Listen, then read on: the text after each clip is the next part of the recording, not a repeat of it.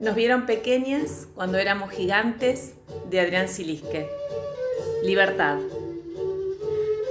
Madre, necesito que me expulse. Fue lo primero que le dije, sin dar lugar a cuestionamientos. Naturalmente, ella nos miraba como un sapo enfermo y exigía una explicación. En serio, insistí, écheme, mándeme a casa, quítese este problema de en medio. Estoy segura de que alguna de las dos podréis explicaros un poco mejor. A mi padre lo mató Agustín Nieto, le respondí con determinación. Y fue ahí cuando sus palabras, dichas con firmeza y desdén, me dolieron en lo más profundo de las entrañas. Lo sé. Lo sabía. La monja pura y sincera lo sabía. Entonces, ¿por qué carajo había callado? ¿Es que simplemente lo había olvidado o había mentido? Y si fuera olvido, ¿cómo es posible borrar de la memoria u omitir semejantes acontecimientos?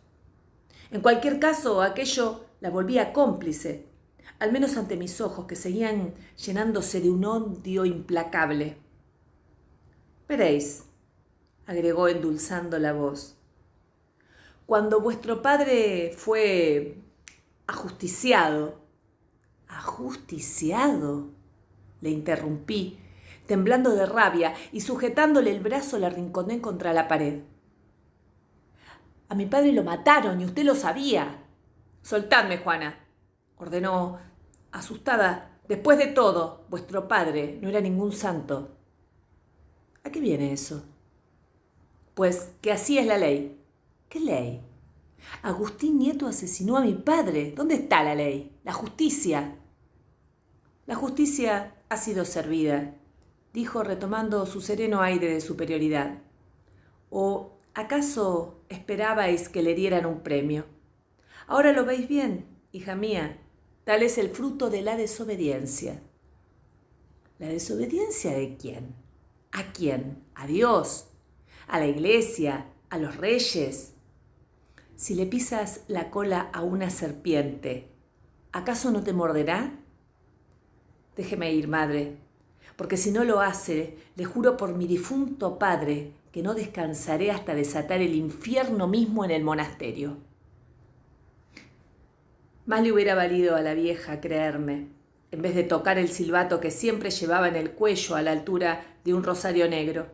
Sin embargo, de algún modo aquella vivencia me sirvió, porque fue la primera vez que experimenté la fuerza de mis brazos y la habilidad de mis movimientos. Por eso, cuando quisieron detenerme, fui tumbando a las más flaquitas, como si fueran fajos de cañas de maíz. Pero después, entre las 3 monjas más robustas del monasterio, lograron prenderme y me encerraron en una celda situada en las catacumbas del convento. Más le hubiera valido a la vieja creerme, porque aunque me azotaron con el flagelo encerado, me arrojaron con agua congelada y me tenían a puro pan y agua, no perdí la oportunidad para hablar con las novicias. Que no te permitan mirarte un espejo porque es vanidad, no está bien. Que no puedas abrazar a tu madre solo porque la repudió tu padre, no está bien. O que no puedas hablar de otras cosas que no sean Dios, tampoco está bien. Y así seguía, con una lista interminable, como cuando nos obligaban a usar el cilicio, o cuando la Madre Superiora leía nuestras cartas antes que nosotras. Nada de eso estaba bien, y yo lo comunicaba, pues, hasta que conseguí que mis palabras se volvieran rumor entre las monjas, y el rumor se hizo carne. Una mañana me despertaron los gritos de las muchachas.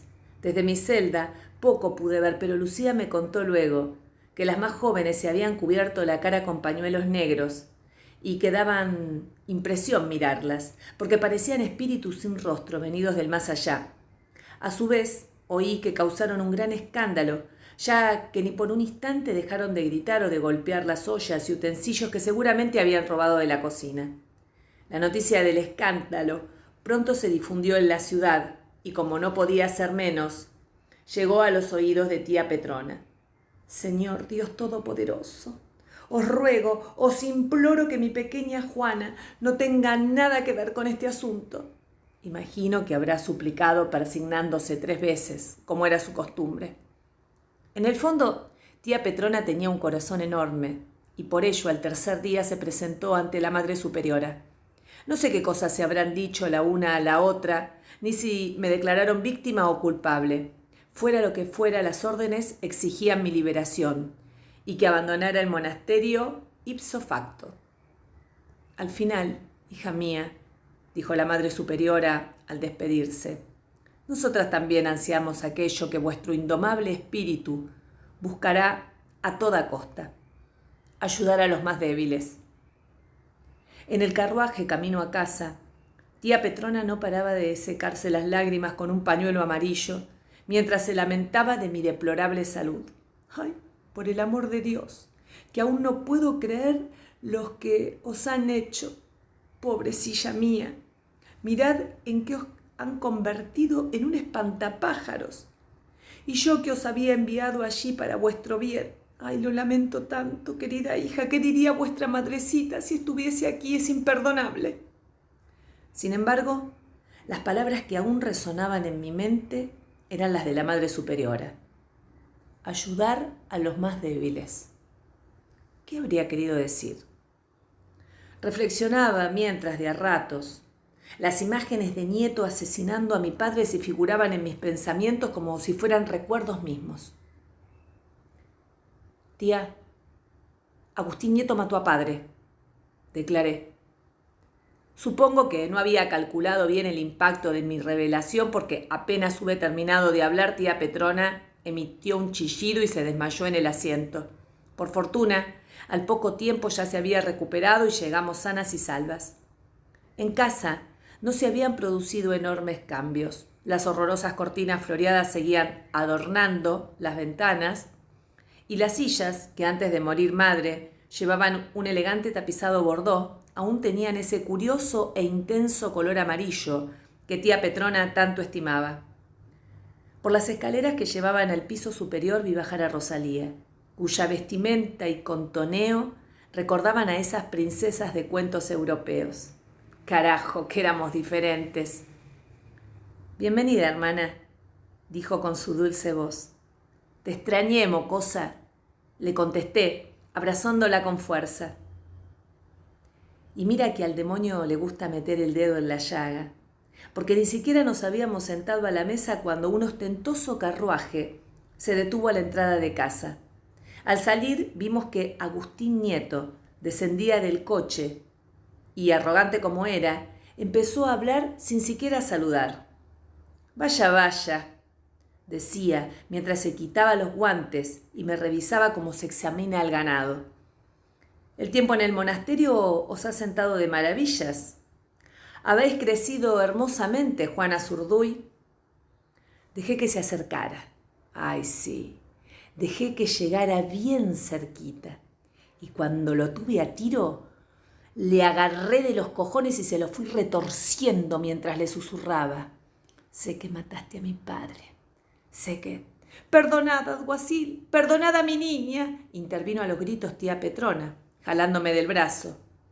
¿Alguacil? ¿Desde cuándo los asesinos podían acceder al cargo de alguacil? Por agravios menores he mandado a colgar indios en la plaza, se quejó Nieto, arreglándose el pantalón. Me daba cuenta de que había metido la pata hasta el fondo y sin embargo no me arrepentía. He venido a advertiros que esta es mi ciudad y yo no tengo ni la mitad de la paciencia de la Madre Superiora, me amenazó. Entonces, mírame bien, le desafié, porque la mujer que ves aquí es una serpiente a la que le has pisado la cola. Sin pronunciar palabras se subió al carruaje y se fue. Desde luego, tía Petrona sacó a relucir su sarta de reproches, interrumpiéndose de vez en cuando para darse aire con el abanico para no desmayar. Siguió quejándose amargamente hasta que el tío Francisco hubo regresado del campo. Cenamos juntos y allí me enteré de que la casa de Toroca estaba completamente abandonada y que los campos se habían arrendado a algunos vecinos para la siembra y el ganado vendido a los Padilla porque no había quien los cuidara. Esto me entristeció, claro, aunque no le di mucha importancia porque en aquel momento yo solo podía pensar en una cosa: justicia. Aunque fuera cierto, nadie os creerá, se lamentó el tío Francisco. Agustín Nieto es uno de los alguaciles del presidente Pizarro. ¿Comprendéis lo que significa? En aquel momento pensé que tal vez el tío Francisco tenía razón, que mi juventud no me permitía ver la gravedad del caso.